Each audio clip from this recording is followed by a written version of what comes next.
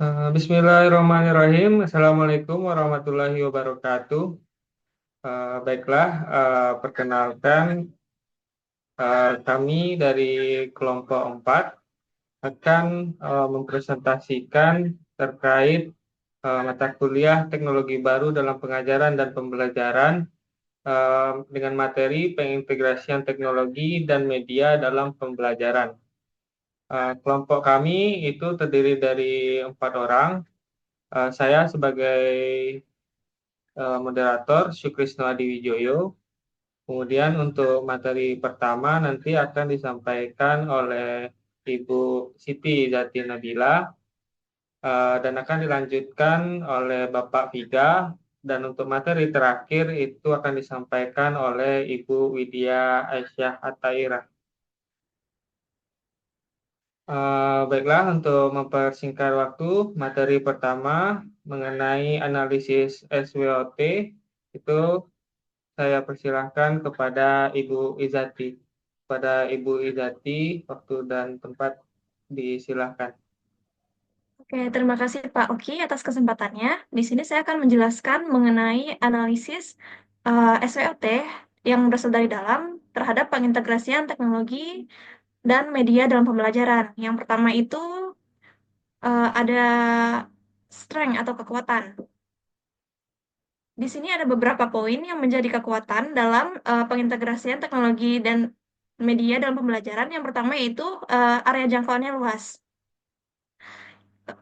YouTube memiliki pengguna yang sangat banyak di seluruh dunia, sehingga memungkinkan terjadinya pembelajaran menjangkau audiens yang lebih luas dan beragam. Kemudian kekuatan yang kedua yaitu dia bersifat fleksibel, di mana video podcast dapat dibuat dengan berbagai format dan durasi, sehingga dapat disesuaikan dengan berbagai gaya belajar dan topik. Lalu poin yang selanjutnya yaitu interaktif, di mana fitur komentar dan like di YouTube memungkinkan interaksi antara peserta didik dengan pembuat konten, menciptakan lingkungan belajar yang lebih dinamis. Kekuatan yang keempat yaitu memiliki aksesibilitas, maksudnya yaitu video podcast dapat diakses kapan saja dan di mana saja melalui perangkat yang terhubung dengan internet, memberikan fleksibilitas kepada peserta didik. Kekuatan yang selanjutnya yaitu visual dan audio. Maksudnya, kombinasi antara visual dan audio dalam video podcast membuat materi pembelajaran lebih menarik dan dapat mudah dipahami. Lalu kekuatan yang terakhir yaitu biayanya rendah. Maksudnya di sini yaitu membuat video podcast umumnya membutuhkan biaya yang relatif rendah dibandingkan dengan metode pembelajaran konvensional lainnya. Selanjutnya yaitu weakness atau kelemahan. Di sini ada beberapa poin yang menjadi kelemahan dari pengintegrasian teknologi dan pembelajaran. Yang pertama yaitu kualitasnya bervariasi. Maksudnya, kualitas video podcast ini sangat bervariasi sehingga guru perlu selektif dalam memilih konten. Selanjutnya yaitu kurangnya interaksi langsung, di mana meskipun dengan adanya fitur komentar, interaksi langsung antara peserta didik dan pembuat konten masih terbatas dibandingkan dengan pembelajaran tatap muka. Eh, Kelemahan selanjutnya yaitu adanya potensi gangguan.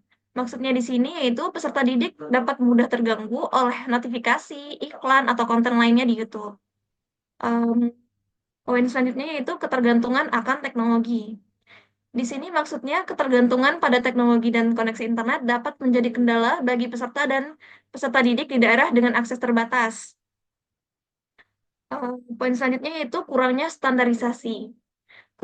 Kurangnya standarisasi ini maksudnya yaitu belum ada standar yang jelas mengenai kualitas dan isi video podcast pembelajaran, sehingga sulit untuk memastikan akurasi dan relevansi antar materi. Mungkin itu saja, saya kembalikan kepada Bapak Oki. Baik, terima kasih pada Ibu Izati. Untuk materi selanjutnya itu akan dijelaskan oleh Bapak Viga. Pada Bapak Viga, waktu dan tempat disilahkan.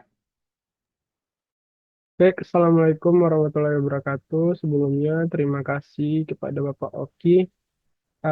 Baik, saya akan menjelaskan tentang analisis SWOT dari luar dalam pengintegrasian teknologi dan media dalam pembelajaran. Adapun poin pertama yaitu opportunities. atau bisa dikatakan dengan peluang. Ada beberapa poin. Yang pertama itu personalisasi pembelajaran. Maksudnya di sini itu video podcast dapat disesuaikan dengan kebutuhan dan minat individu, sehingga pembelajaran menjadi lebih efektif. Nah, peluang yang kedua itu kolaborasi. Pembuatan konten dapat berkolaborasi dengan ahli di bidangnya untuk menghasilkan konten yang lebih berkualitas dan mendalam. Yang ketiga itu pemanfaatan AI. Teknologi kecerdasan buatan dapat digunakan untuk meningkatkan kualitas video podcast seperti transkrip otomatis, terjemahan, dan personalisasi konten.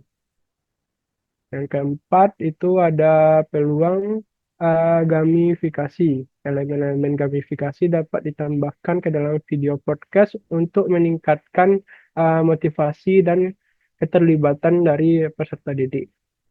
Yang kelima itu ada pembelajaran sepanjang hayat. Maksudnya di sini video podcast dapat menjadi sarana untuk pembelajaran sepanjang hayat yang memungkinkan peserta didik untuk terus mengembangkan diri. Selanjutnya ada poin threats atau ancaman. Nah, maksudnya di sini adalah yang pertama itu persaingan konten. Persaingan konten yang tinggi di YouTube dapat membuat video podcast pembelajaran sulit ditemukan oleh audiens. Yang kedua itu perubahan algoritma YouTube. Maksudnya perubahan algoritma YouTube dapat mempengaruhi jangkauan video podcast. Yang poin yang ketiga itu hak cipta. Penggunaan musik, gambar, ataupun video yang dilindungi oleh hak cipta dapat menimbulkan masalah hukum. Yang keempat itu ada misinformasi. Terdapat risiko penyebaran informasi yang salah atau menyesatkan melalui video podcast yang dibuat. Dan yang terakhir itu ada ancaman dari ketergantungan pada platform. Ketergantungan pada platform seperti YouTube dapat menimbulkan risiko jika terjadi perubahan kebijakan atau platform tersebut ditutup. Mungkin itu penjelasan materi saya tentang analisis SWOT dari luar. Saya kembalikan kepada Bapak Oki sebagai moderator. Baik, terima kasih Bapak Tiga yang sudah menjelaskan analisis SWOT dari luar. Untuk materi selanjutnya mengenai analisis video podcast, itu akan dijelaskan oleh Ibu Widya. Kepada Ibu Widya, waktu dan tempat disilakan. Baiklah, terima kasih Bapak Oki atas kesempatannya. Nah, pada analisis pembelajaran ini, kami menganalisis yaitu mengenai video atau audio podcast di media sosial, baik dari institusi maupun perorangan. Nah, judul yang kami analisis itu berasal dari YouTube, di mana video tersebut membahas mengenai pemanfaatan teknologi informasi dan komunikasi dalam pembelajaran. Next.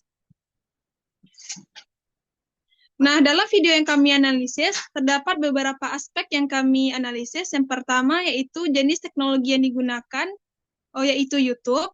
Kemudian jenis multimedia yang digunakan, ada audio visual, kemudian kekuatan atau keunggulan teknologi dan media multimedia yang digunakan tersedia, kemudian kelemahan atau kekurangan teknologi dan multimedia yang digunakan dalam video tersebut tersedia, kemudian peluangan integrasi teknologi dan multimedia yang digunakan ke dalam pembelajaran di Indonesia tersedia.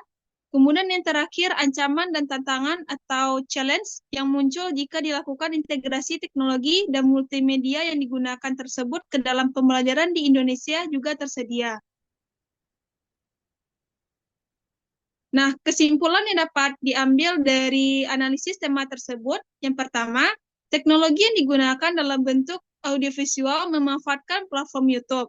Kemudian, keunggulannya dapat dipelajari dimanapun menggunakan laptop, smartphone, tablet yang terhubung dengan internet. Kemudian, kelemahannya, peserta didik tidak dapat video tersebut tidak dapat diakses jika tidak terhubung dengan internet atau tidak memiliki media komunikasi elektronik.